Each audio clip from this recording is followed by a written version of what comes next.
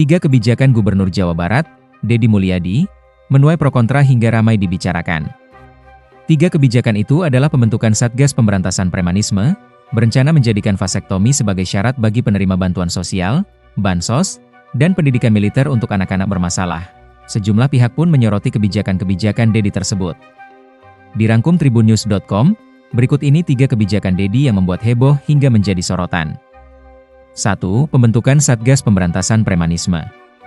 Kebijakan Deddy Mulyadi membentuk Satgas Pemberantasan Premanisme di Jabar, berbuntut ancaman dari Ketua Umum Gerakan Rakyat Indonesia Bersatu, GRIP, Jaya, Hercules Rosario de Marshall.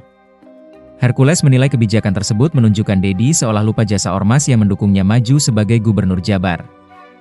Karena hal itu, Hercules mengancam akan menggeruduk gedung sate bersama puluhan ribu anggota ormas. Hercules menilai, alih-alih membentuk Satgas, Deddy seharusnya mengajak ormas di Jabar untuk mendukung programnya. Menanggapi ancaman Hercules, Deddy memilih untuk tidak berkomentar. "Saya tidak akan mendengarkan," ucap Deddy.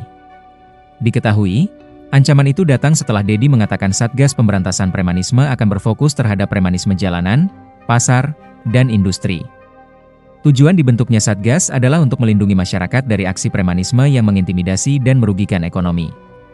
Deddy menjelaskan, sektor industri menjadi salah satu yang paling terdampak aksi premanisme, seperti pungli, baik kepada pengusaha maupun pekerja, serta gangguan operasional dan distribusi barang. Deddy Mulyadi meminta Satgas bertindak tegas sesuai hukum yang berlaku, tidak tebang pilih, namun tetap humanis.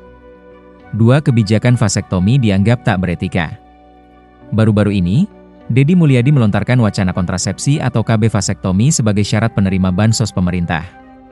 Ia menjelaskan, apabila diterapkan, vasektomi diharapkan bisa menurunkan angka kelahiran dan kemiskinan di Jabar.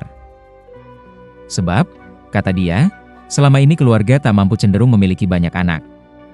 Deddy juga menjanjikan insentif sebesar Rp500.000 bagi peserta vasektomi nanti. Pengamat kebijakan publik dari Universitas Padjadjaran, Unpad, Yogi Suprayogi, menilai wacana tersebut tak beretika.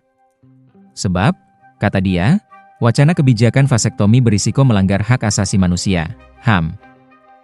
Ia juga beranggapan wacana tersebut terkesan memaksa dengan adanya iming-iming insentif sebesar Rp500.000. Lebih lanjut, Yogi menyebut prosedur vasektomi tak bisa sembarangan diterapkan.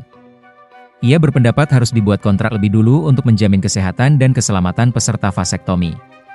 Karena itu, Yogi pun meminta Deddy untuk mengkaji lebih dulu wacana vasektomi sebelum menerapkannya. 3. Pendidikan militer berpotensi melanggar HAM.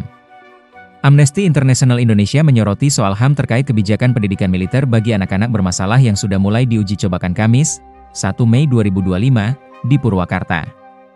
Direktur Eksekutif Amnesty International Indonesia, Usman Hamid, mengatakan kebijakan Deddy itu berpotensi melanggar HAM. Ia juga menilai penanganan anak-anak bermasalah menggunakan cara militer adalah tidak tepat.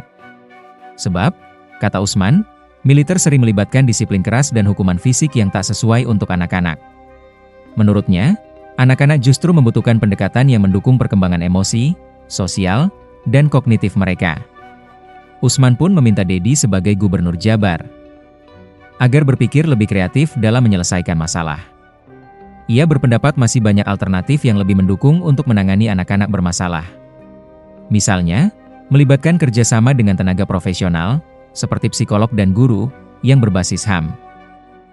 Download Tribun X sekarang, menghadirkan lokal menjadi Indonesia.